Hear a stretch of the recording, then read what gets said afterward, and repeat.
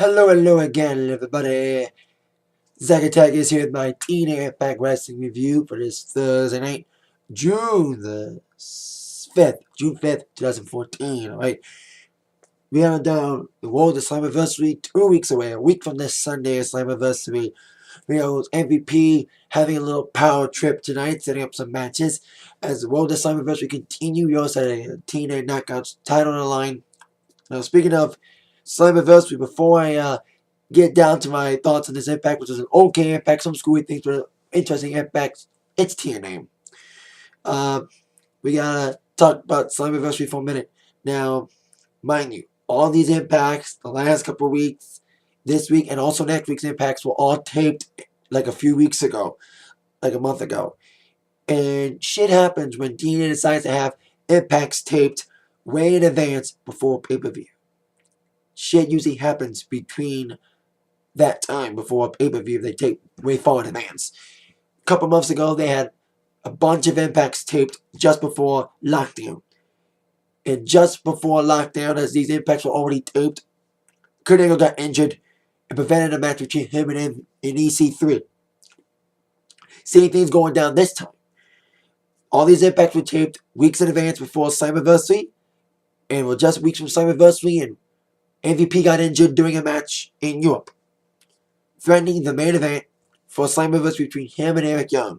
Like I said, these were taped way in advance. So everything that happened after these Impacts were taped were going to affect everything for Slammiversary. So we're going to see how they're going to deal with this. Because the extent of his injury is not revealed yet. So maybe they'll have something about it next week or wait till the pay-per-view. That's what they did with Kurt Angle. So we'll see how they're going to handle this MVP situation. But before that, let's get on down to the Impacts that were taped before this pay-per-view. Shall we? We would kick off with Samoa Joe. Of course, we saw the return of Samoa Joe last week, helping Eric Young and Billy Ray after a beatdown from MVP's Click and, of course, EC3. So we saw Joe come out saying, MVP, you're no good lying scumbag. You fucked me over, and now I'm back, and I want a piece of your ass. So MVP brought out his Click and said, Joe, I can't believe you walked out on us. After I tried to give you every opportunity for the title, you walked out. And now you're back. And Joe's like, you don't give me a fair shot. Now, of course, Joe took a time off the ring. But, of course, storyline-wise, he left because he felt he didn't get a fair shake in MVP. Of course, kind of building towards the heel turn. I was slowly building. And, of course, Joe's like, I vouched for you, MVP. I rallied for you.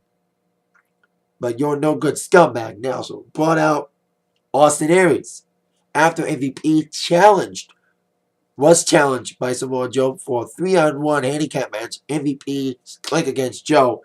Aries came out trying to even up the odds. I thought we'd have some sort of tag match tonight. But instead of a tag match, we would see MVP make a bunch of matches, which I say on the subtitle, MVP's power trip tonight. He went a little bit of a power trip tonight, putting Samoa Joe and Austin Aries in a match where the loser gets fired. We'll see how that ends up. He also made another match involving the Wolves, which would be our second match of the evening. But on to our first match of Impact. Let's get the matching going. Bram, of course, the friend of Magnus, for the last couple of weeks has been trying to get Magnus to embrace his vicious side. And Bram has finally made his in-ring debut. Last week he took on Tigre Uno. Tonight he was put in action by Magnus against a guy that both guys have had problems with. Of course, Jeff Hardy, a.k.a. Willow. For Bram's second match in Impact was an okay matchup, as these guys brought outside the ring. And Bram, he's got a long way to go to develop himself as a wrestler. He's an okay brawler type guy. You know, did some big power moves on Hardy on the steel steps and just brought out the outside. It was an okay, decent little matchup between both these guys, kind of hyping up this situation. But as indeed, Willow was on a wall, following a little fury from Bram. Hardy would come flying back with his big flying moves, a poetry in motion type move, and of course, all of his big moves trying to set up the big finish. But then Bram was going to try to go for his vicious side again, as he went for a weapon, a crowbar of sorts. But then Magnus took the crowbar away from Bram. We thought Magnus was being a pussy yet again, trying not to be vicious. But this time, I think Magnus is finally embraced, is finally got his edge back. You know, all the talks from Bram, trying to make Magnus get his edge back. I think message has been sent from Bram to Magnus, as Magnus finally got his edge back by nailing Willow in the head with the weapon, causing a disqualification in the beatdown from both Bram and Magnus on Hardy with the weapon. So I smell a match between these three, probably a handicap match, at Slammiversary. A lot of matches hinted for Slammiversary, and also some announced for Slammiversary. So this Bram Magnus situation got interesting, with Magnus finally getting the message from Bram sent to his head and finally embracing his vicious side and getting his edge back by using the weapon tonight on Willow.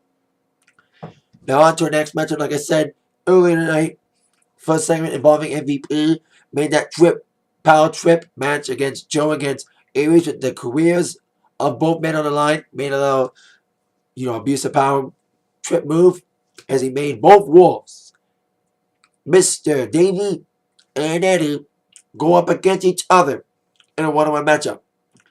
And if both guys don't fight, they will get stripped of the tag team titles. Kenny King was watching. Now, I think tonight, MVP had abusive power. He wanted all of his enemies to beat up each other. They wanted to get rid of all their enemies by letting them fight against each other, trying to distract their opponents from fighting them. Power play, because MVP's got the power. He's got the power. Anyway, Davey and Eddie didn't really fight. They finesse wrestled.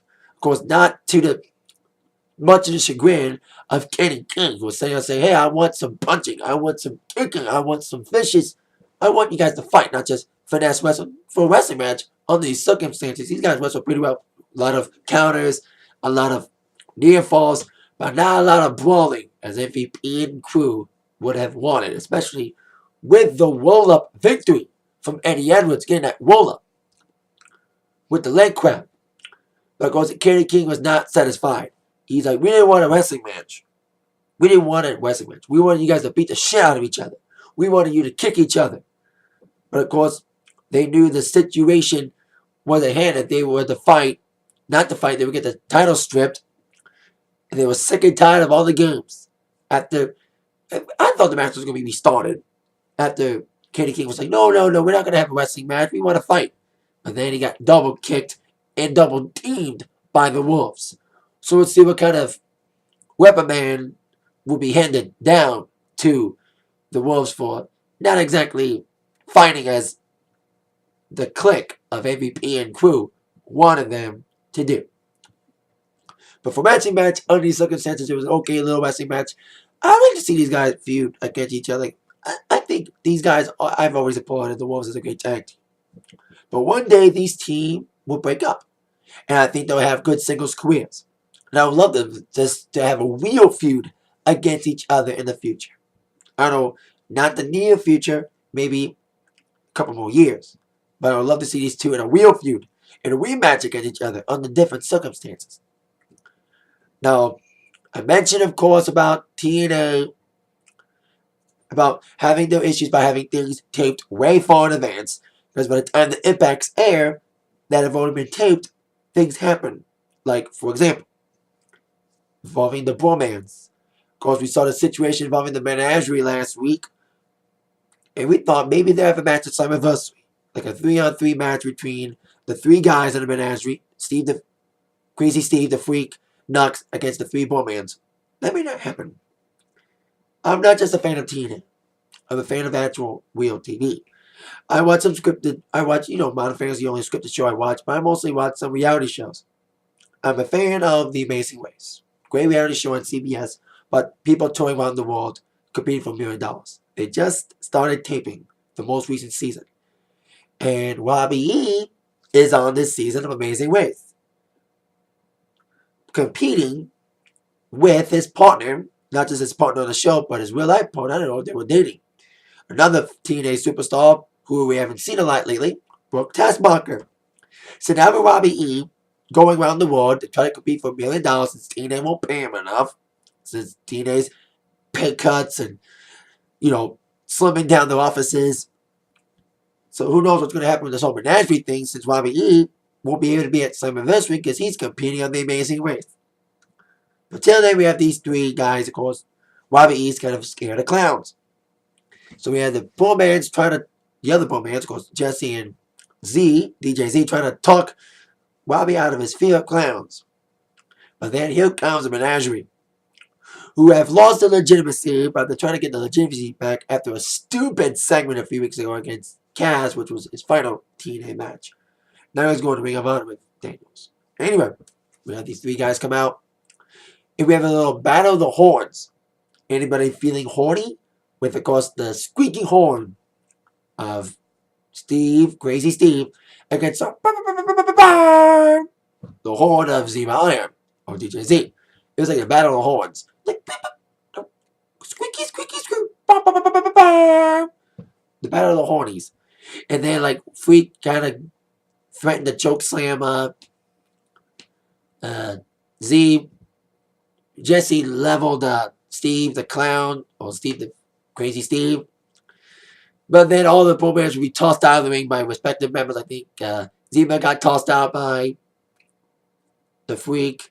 I think his mask fell off, but we didn't see his face though. We didn't see Mason Ryan. I mean, the Freak's face. I think that's Mason Ryan.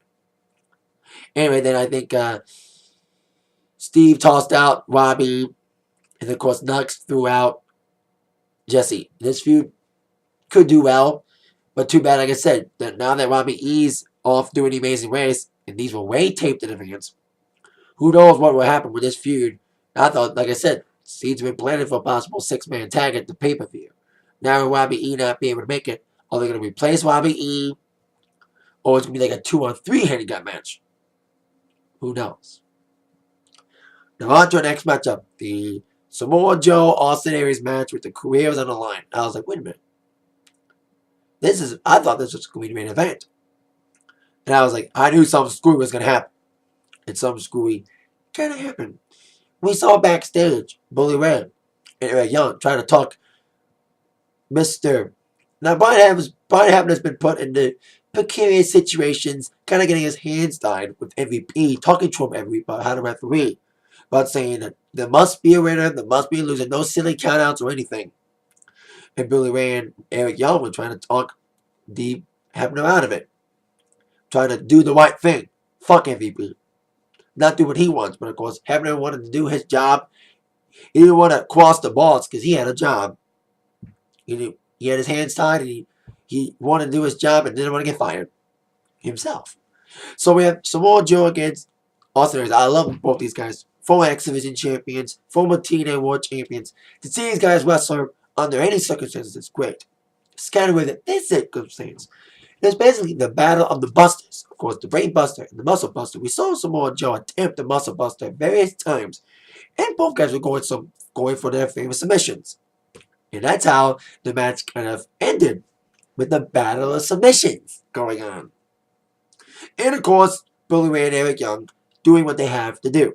To try to save not just one career, but both careers. But until that point, it was a fun matchup between these both guys. Good action for both guys. It's a very agile guys.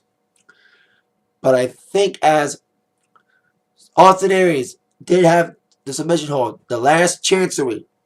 Here comes I almost call him D-Bry. He kind of whips off D-Bry a little bit now because they both got beards and they're both war champs. At least one's not injured. Anyway, Bully Ray and E.Y. both put out the referee. But then Samoa Joe tried for his finishing move, the submission, with that distraction, capitalized on it with his submission move, the Lakita clutch. But then Eric Young and Bully Ray pulled out Brian Hebner again. Brian Hebner didn't want to stop the match. And Eric Young's like, sorry, Brian. Bang! Punch in the face. Knocked down Brian Hebner. No contest. They had to do the right thing because they didn't want both these guys, Joe or Aries, to get fired. So they had to do the right thing. Punch out the referee. And MVP's like, you ain't gonna get away that easily. We're gonna have a match tonight, said Bully Ray. Since we all want action, how about we make a match that's more suitable for us and more not as screwy of a stipulation. Us four, Bully Ray, EY, Austin Aries, and Samoa Joe, taking on MVP's Click and EC3 in a first blood match. 8-man first blood match. So that was our main event. I was like, I thought that match between Samoa Joe and AEW would be main event. But I knew there'd be some screwy to name the main event. And that was exactly what happened with the screwy finish with the referee being knocked out. And we have a main event made. 8-man tag, first blood. Now, we have a lot of matches made for Slammiversary. MVP, Eric Young, like I said at the beginning of the show. We have that match in Jeopardy if the MVP got injured. No word on the extent of his injury. We'll see how it affects the main event. We also got Bully Ray against EC3. That was recently named. And then we have another match made, which I knew was going to be made. Mr. Anderson against James Storm. A few weeks ago, they had a great matchup. Actually, a fun matchup. Decent chemistry between these guys. Ended with Storm spitting beer in the face of Anderson. Leading to Anderson going to a bar. Challenging James to a beer drinking contest. Only to find out it was a setup to get James drunk to be unable to defend himself from a beatdown from Anderson. So tonight, Anderson would dress up and kind of make fun of James Storm coming out in a cowboy suit, sheriff outfit with a syrup badge and a cowboy hat on. Because I like him drinking beer. Kind of a fun little stab at Storm's former beer drinking, fun loving character, even playing James's own theme song. Long Necks and Rednecks, or as I call it, the theme to Redneck Island. Stone Cold Steve Austin hosts the reality show on CMT, owned by NTV Networks, who own Spike TV. Anyway, as Anderson was having a little fun, the fun stopped as the real James Storm came down to the ring. Saying, well, Anderson, you challenged me to a round of beer. How about challenging you to one more round? But just not tonight. My bar's closed. And I like Anderson's little response. My bar's open 24 hours a day. 7 days a week, we have 101 different flavors of beer. 102. Bang, the brawl started between both these guys. Just brawling outside the ring. But as Anderson was having his way with Storm, Storm grabbed a crowd member's beer and threw it in the face of Anderson, giving Storm the advantage to give him further beatdown, setting up for the last call super kick. Saying, you want to play cowboy, Anderson? Face me off at Slammiversary in Texas. So that match is made. Like the feud had, I think the feud should have had more hype to it. More build up to it. But should be a good match at Slammiversary if the match at Impact is any indication of how good this match is gonna be. Like I said, TNA could have done better with the build up, but the match should be good though. Because the Impact match, they have good chemistry.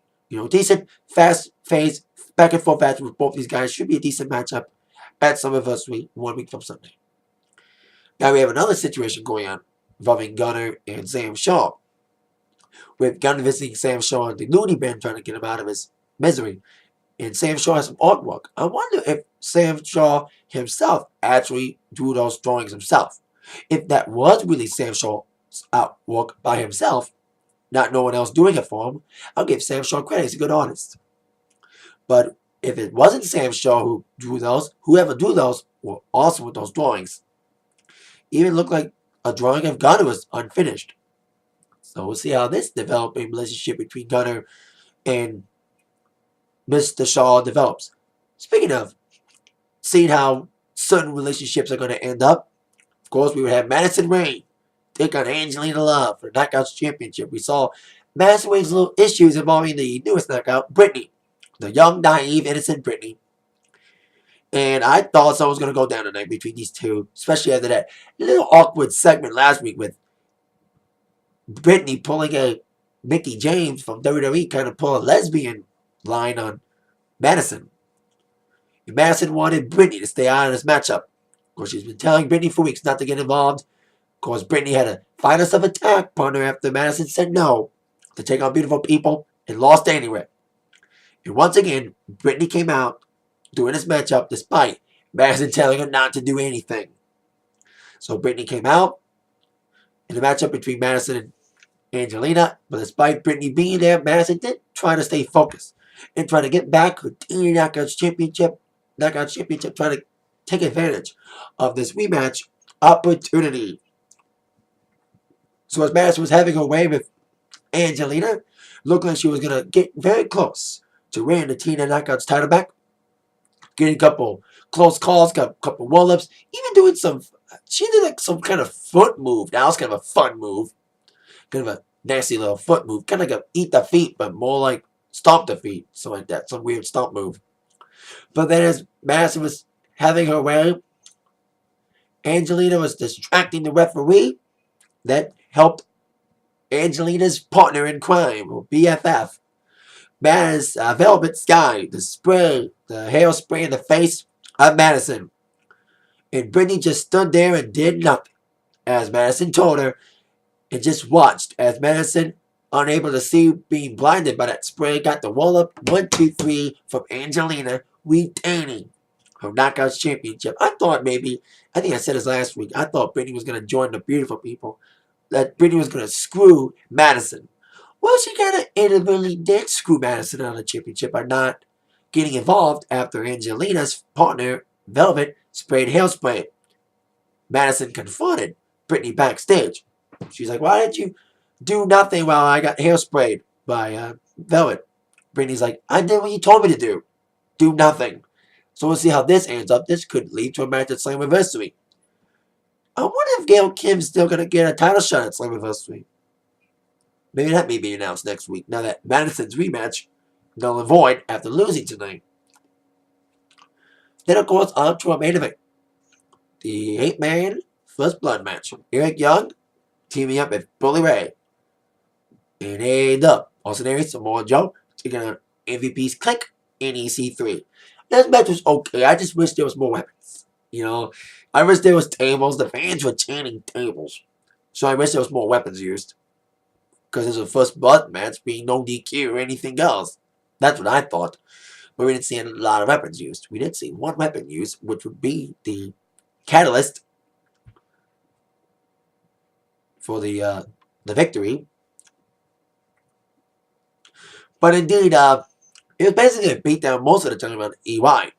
Despite early advantage from the faces, EY got isolated in the corner and trying to get his face bloodied up. MVP's crew isolated EY in the corner, just opening up the face and trying to open up spots for him to get bleeded by doing nasty headshots, like nasty punches, nasty boots, and trying to open up those pores to get that blood pouring out. The isolation was, like I said, most of the matchup on EY after Samoa Joe and Lashley had a little brawl.